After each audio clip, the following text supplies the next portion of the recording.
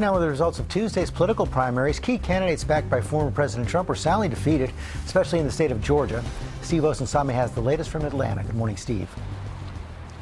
Good morning to you, George. Overall here, this is a very good morning for Republicans who were targeted by the former president, who worried that their key voters might not support them. The big question going into this election day was, does an endorsement from Donald Trump mean an automatic victory? And the answer here in Georgia, at least, appears to be no.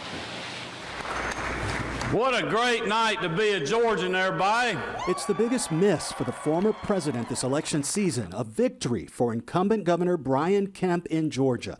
Donald Trump had placed a political bullseye on his back after he refused to get in the way of the 2020 election results where Joe Biden won, calling Kemp a sellout. But it didn't work. Kemp beat Trump's pick, former Senator David Perdue, in a landslide, setting up a blockbuster general election rematch against Stacey Abrams, who narrowly lost to Kemp in 2018. I've always tried to deliver, and that's what I'll do as the next governor of Georgia. And in the most consequential race that will determine how they run elections in Georgia, the former president came up short again. Secretary of State Brad Raffensperger defeated Congressman Jody Hice, who told voters that he would have done differently if he were Secretary of State during the 2020 election.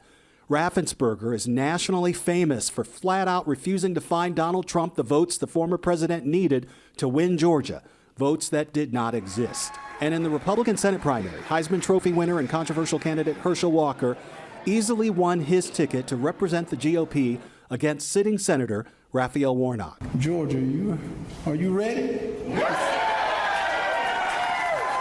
Are you ready to take that seat back? This will be a historic showdown between two black men that could tip the balance of power in Washington. Democrats want to hold on to their razor-thin majority.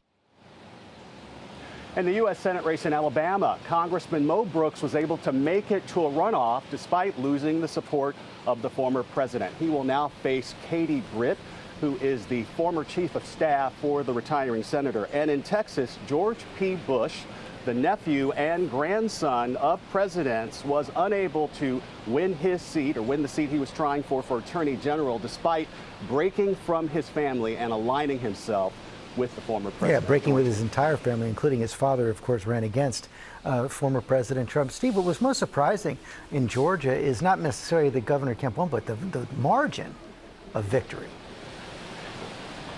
It was an early night for Governor Kemp. His people were celebrating early, and that was something that the polls were suggesting, and it really sort of tells the story about the president's influence, not just in Georgia politics, but in Republican Party politics. I think that last night a lot of Republicans were breathing easier, concerned that they were going to have to answer to every beck and call of the former president. That doesn't appear to be the case this morning. Steve Osunsami, thanks very much.